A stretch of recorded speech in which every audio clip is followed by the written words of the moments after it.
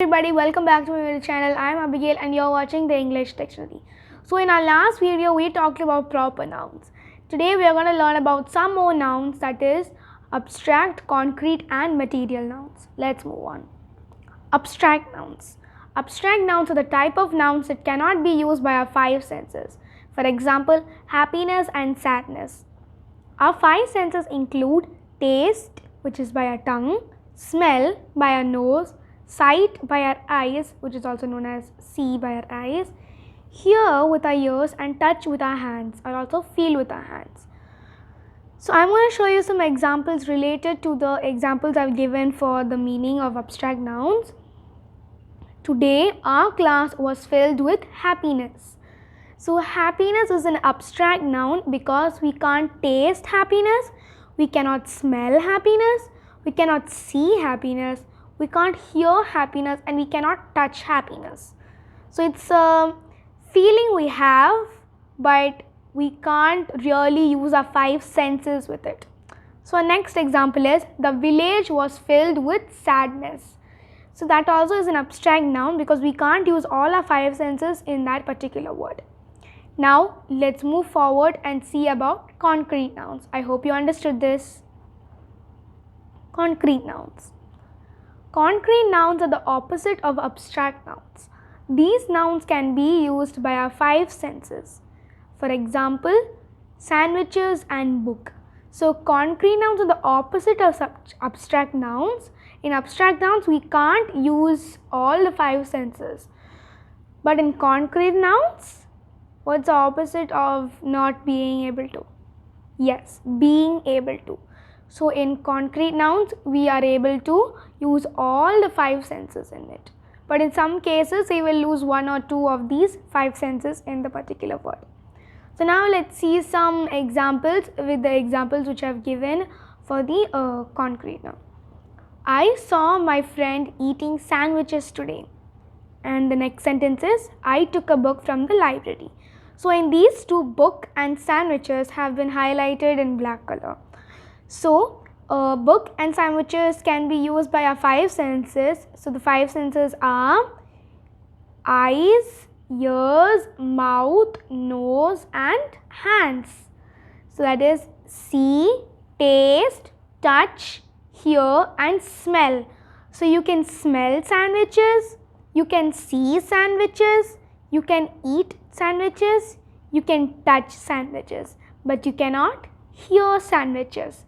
So now you'll be thinking, I told that all of the five senses will be coming under concrete nouns, but for sandwiches you cannot hear sandwiches, right? So how is it all the five? So all the five are not there, but the majority of the answers. Now there are five senses, one of the senses are not working, right? So four are there, just one is down, so four is greater, right? So exactly. So it's the majority of the uses. So you saw your friend eating sandwiches and you took a book from the library. It's the same thing for the library also. You can't hear a book and you cannot taste a book. You can touch it, see it, and you can't smell it. So now you'll be thinking and you're getting confused. So we can mostly use this by our sight. You cannot see bravery, can you? You can't see bravery.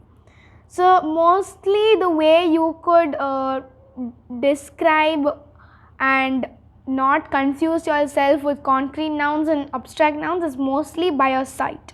Like sandwiches, you can see it, you can taste it, you can touch it. Book, you can see it and you can touch it. Whereas happiness, you can't do anything. So it's a better thing. Let's see about material nouns now. Material nouns. Material nouns are the types of nouns that talks about different types of materials. For example, copper and gold. So when you think of materials, most of the people who thinks of materials will think about, okay, let's go to my sewing machine. I have a bunch of fabric there. So each fabric is a material. This is silk material, that is cotton material. Well, you are right. That is a material. So now I have given the examples copper and gold. Now let's see some examples about it in sentences. I found a gold coin on the street yesterday.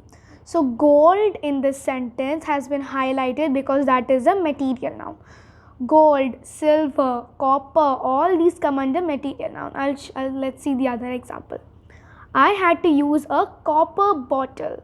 So copper is also a material. We have copper, copper bottles, we have copper plates, we have copper tins, etc. So all these come under copper, and copper is a material. So gold, under gold there will be coins, jewelries, etc. So there are many. It might be your dress. Your dress could be made of cotton or silk, or it could be your table. Your table is made of wood, right? Or plastic. If it is a toy, it will be made of plastic.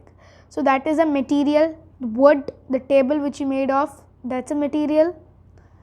So we have come to a conclusion of these topic: abstract, concrete and material nouns. So thank you for watching this video. Don't forget to like, share and subscribe, and also don't forget to click the notification button to be notified for more videos just like this. And also feel free to ask any doubts in the comment section below. And I will be sending the